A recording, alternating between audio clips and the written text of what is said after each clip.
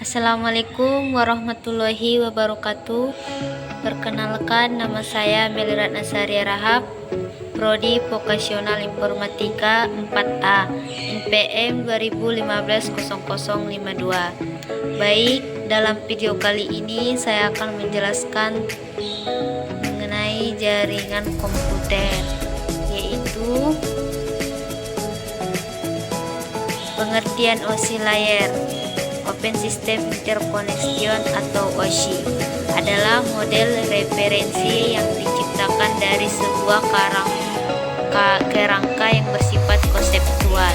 Namun saat itu telah berkembang dan menjadi sebuah standarisasi khusus berkaitan dengan koneksi komputer. Tujuan dari pembuatan OSI layer adalah menjadi model rujukan bagi setiap vendor atau developer, sehingga produk atau perangkat lunak yang dibuat memiliki sifat interkonnekted, yang berarti user dapat melakukan kerjasama dengan produk atau sistem tanpa perlu melakukan penanganan secara khusus atau spesial. Dan ada pun yaitu 7 model OSI layer. Berikut ini merupakan 7 model OSI layer yang nama pada setiap lapisan mempunyai tugas dan fungsi masing-masing sesuai dengan penggunaannya terkait dengan kebutuhan koneksi antar perangkat komputer. Yang pertama yaitu application layer atau lapisan ke-7. Application layer adalah lapisan yang menjadi pusat atau center terjadinya suatu interaksi antara pengguna atau end user dengan aplikasi yang bekerja menggunakan fungsionalitas sebuah jaringan. Selain itu juga mempunyai fungsi untuk melakukan konfigurasi mengenai bagaimana cara aplikasi dapat bekerja menggunakan ratio ke jaringan, dan kemudian dapat memberikan pesan saat terjadi sebuah kesalahan pada proses pengaturan jaringan. Contoh beberapa servis dan protokol yang berada pada application layer adalah HTTP, SMTP, FTP, dan lain-lain. Dan kedua, presentation layer atau lapisan ke-6.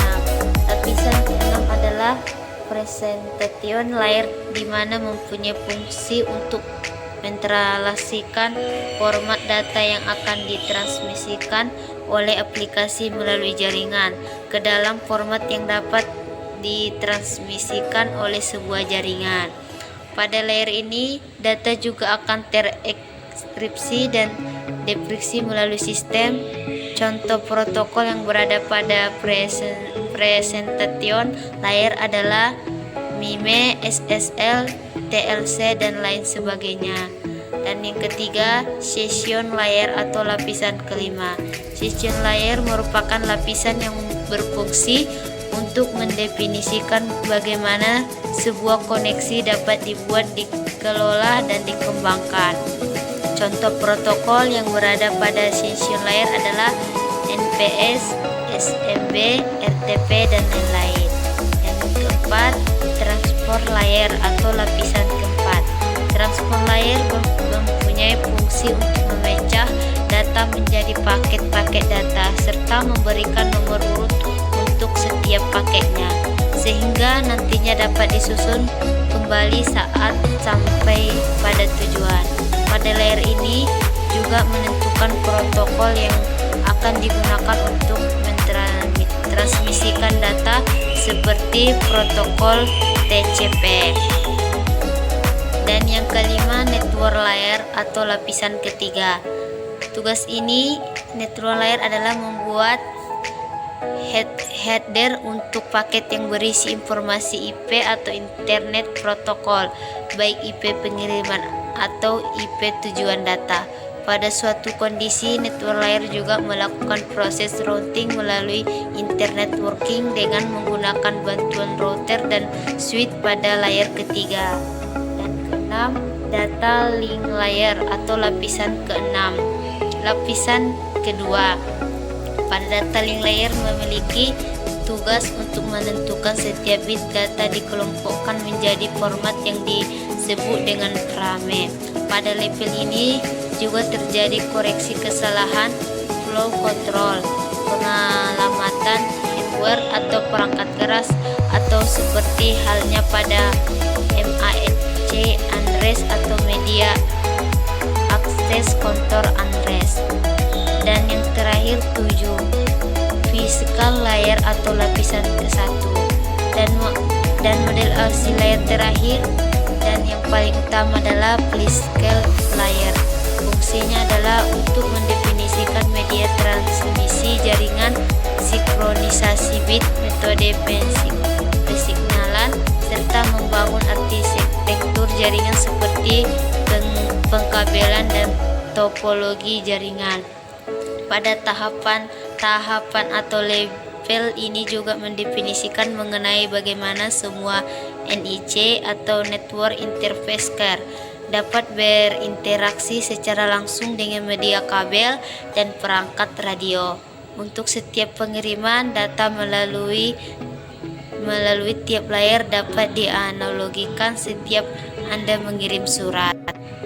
Dan cara kerja OSI layer.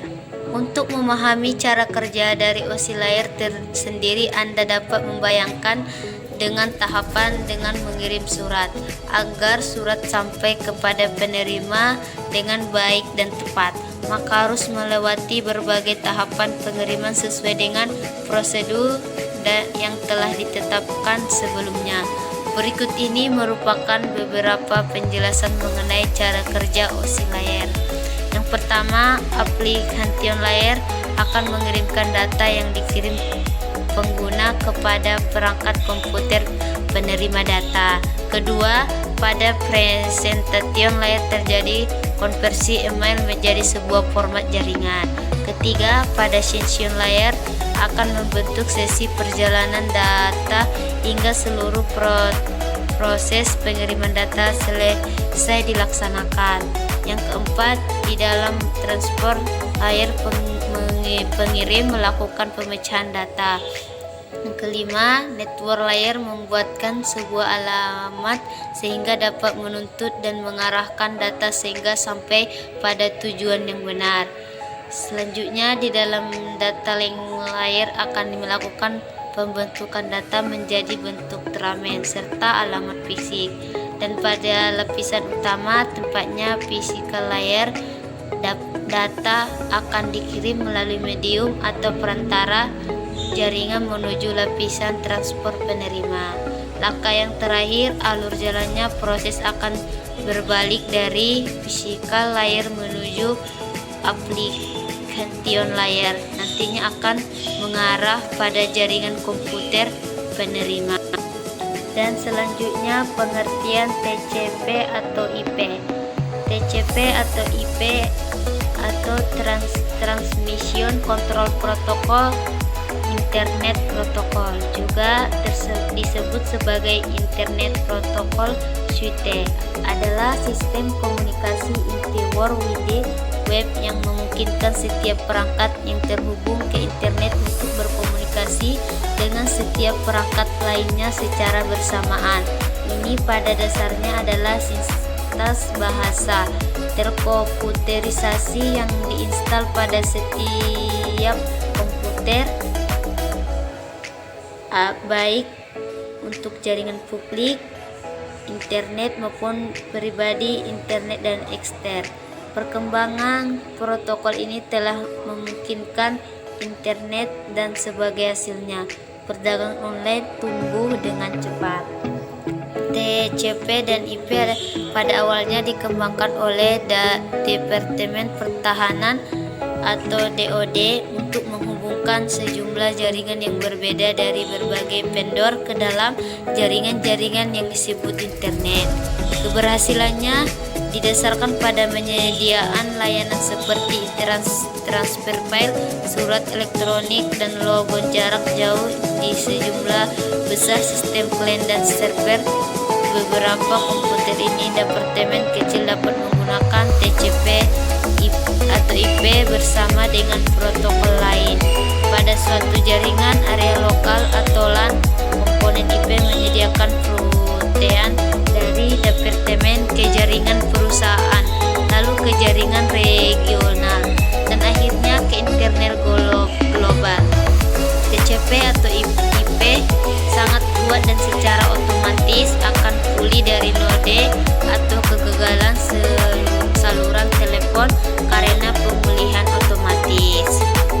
Dan perbedaan TCP dan IP. TCP dan IP adalah dua protokol jaringan komputer yang terpisah. IP merupakan server yang memiliki bagian untuk memperoleh alamat tujuan pengiriman data. TCP bertanggung jawab untuk pengiriman data setelah alamat IP ditemukan. Dimungkinkan untuk memisahkan, tetapi sebenarnya tidak ada gunanya membuat perbedaan antara TCP dan IP karena mereka sering digunakan bersama-sama. TCP atau IP dan model TCP atau IP sekarang dikenal sebagai terminologi. Pikirkan seperti ini, alamat IP seperti nomor telepon yang ditempatkan untuk ponsel cerdas Anda.